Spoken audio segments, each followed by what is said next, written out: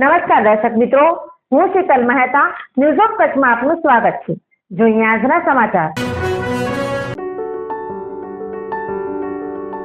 નમસ્કાર મિત્રો, આ છે અમારું ઓસ્ટિયોફિક બોન સેટિંગ સેન્ટર ભુજ કે જ્યાં કોઈ પણ પ્રકારની દવા કે ઓપરેશન વગર શરીરના વિવિધ સાંધા તથા મણકાના લગતા દુખાવાની સારવાર મલેશિયાની પ્રખ્યાત બોન સેટિંગ પદ્ધતિ વડે કરવામાં આવે છે, જેમાં કમર તથા ડોકમાં ગાદી ખસી જવાથી થતું કમર કે ડોકનો દુખાવો, ગોઠણમાં ઘસારાને લીધે થતું ગોઠણનો દુખાવો ઉપરાંત ખંભા, કોણી, કાંડાની સારવાર કરવામાં આવે છે, તેમજ ગેસ તથા માથાના દુખાવાની સારવાર પણ કરવામાં આવે છે। ગુજરાતમાં ઠંડીનો ચમકારો। મહેસાણામાં રિક્ષા ચાલકનું ઠંડીમાં ઠૂંઠવાઈ જતા મોત થયું।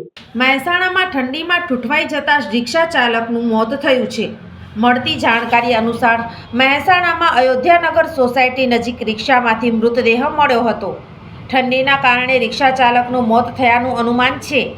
રાત્રિ દરમિયાન રિક્ષા પાર્ક કરીને સૂઈ ગયા હતા। પરમાર દીપકભાઈ નરસિંહભાઈ નામના રિક્ષા ચાલકનું મોત થયું હતું। મહેસાણા શહેરમાં રાત્રિ દરમિયાન રિક્ષા પાર્ક કરીને અંદર સૂઈ ગયેલા વ્યક્તિનું મોત થયું હતું।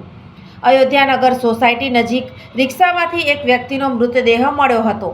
તપાસ કરતા મૃતદેહ તેજસ્વી સોસાયટીમાં રહેતા દીપક પરમાર નામના વ્યક્તિનો હોવાનો ખુલાસો થયો હતો, જે રિક્ષા ચલાવી પરિવારનું ગુજરાન ચલાવતા હતા। રાત્રિ દરમિયાન તેઓ રિક્ષા પાર્ક કરી અંદર સૂઈ ગયા હતા।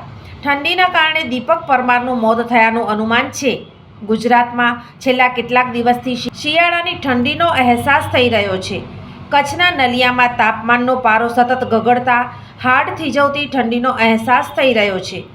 બુધવારના 5 ડિગ્રી તાપમાન સાથે નલિયા સૌથી ઠંડુગાર શહેર બન્યું હતું। સોફ Kutch power by Opal electronics, LG best shop, Vijaynagar road Bhuj, Rambag road Adipur. Power by KC jewellers, latest fashion ડિઝાઇનના ઓર્નામેન્ટ્સનો વિશ્વાસપાત્ર શોરૂમ, હોસ્પિટલ રોડ ભુજ। દર્શક મિત્રો, આજે તારીખ 12 ડિસેમ્બર 2024। આ હતા આજના સમાચાર। આવતીકાલે ફરી મળીશું, ત્યાં સુધી મને રજા આપશો। નમસ્કાર।